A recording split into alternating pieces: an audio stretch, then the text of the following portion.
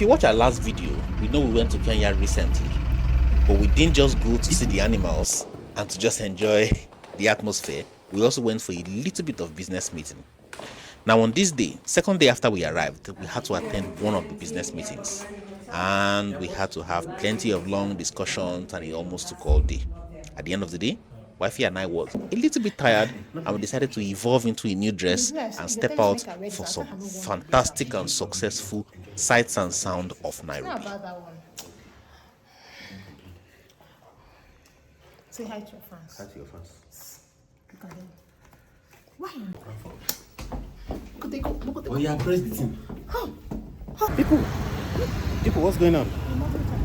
With the waka, around. We stopped by the equivalent of Iya Basira to taste this very delicious Kenyan recipe called Ugali. So Ugali is made from corn flour and eaten with spinach, meat, some other things, and any other thing you want to mix with it. But it's sort of similar to pounded yam and other orishirishi also found in Nigeria. Oh, wifey has been giving me plenty problem. She has been harassing the hell out of my life. We are going back now onto the hotel. So Nairobi is a very beautiful city.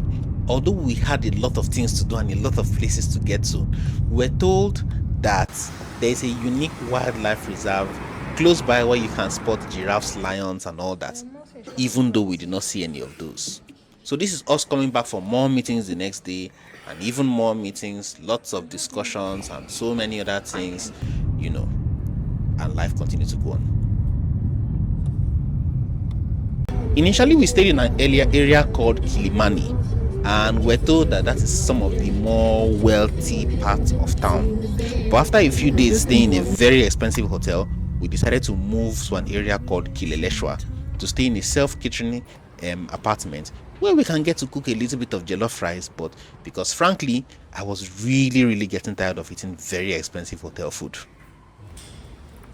Kileleshwa is also somewhat a little bit expensive. We found a handful of expatriates and people from around the world living in that area. Apparently, there are real estate companies that build high-rise buildings and sell these apartments out to individuals. And these individuals, in turn, either live in these apartments or they put them up for renting, especially to expatriates like us. So we're not meant to wear our shoes in. Also able to save a little bit as our laundry was piling up, and we had a suitcase full of dirty clothes that needed the attention of a washing machine. Trust me, if we were still in the hotel, we would have paid through the nose to have them washed. Like my food. Well, okay, so microwave. This was a home.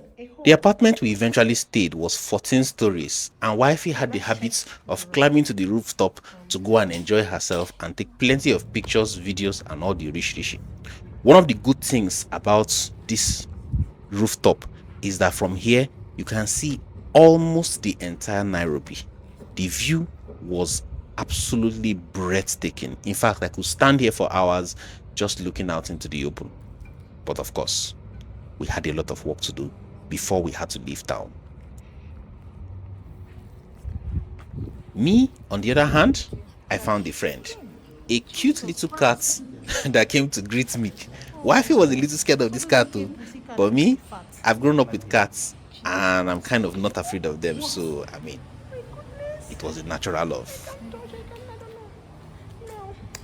How are you? We are coming back.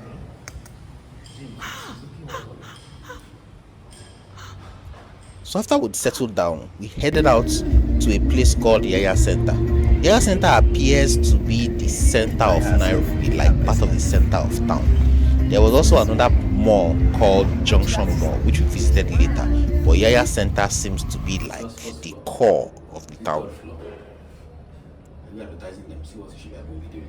During our stay, we met a local and asked her about the dating habits of the men and the women, and she told us if a Kenyan woman identifies a man that she likes, she goes for him and go and collects him, because if she doesn't do that, someone else might take that opportunity very quickly. We met this guy too, and we tried to see if he has some artifacts for sale and all that. We were sort of like asking him for prices.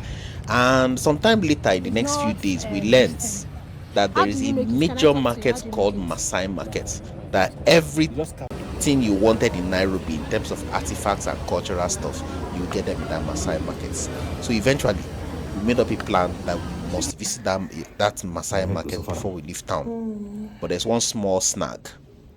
Maasai Market has a different location every single day of the week. So you'd have to investigate where they are and find out where they are. In our next video, we're going to show you our full and complete visit of the Maasai Market. And since this video is getting too long, I think it's time to say goodnight. Ladies and gentlemen, stick with us, follow us, punch on the subscribe button on your phone, and we will see you later. Good night.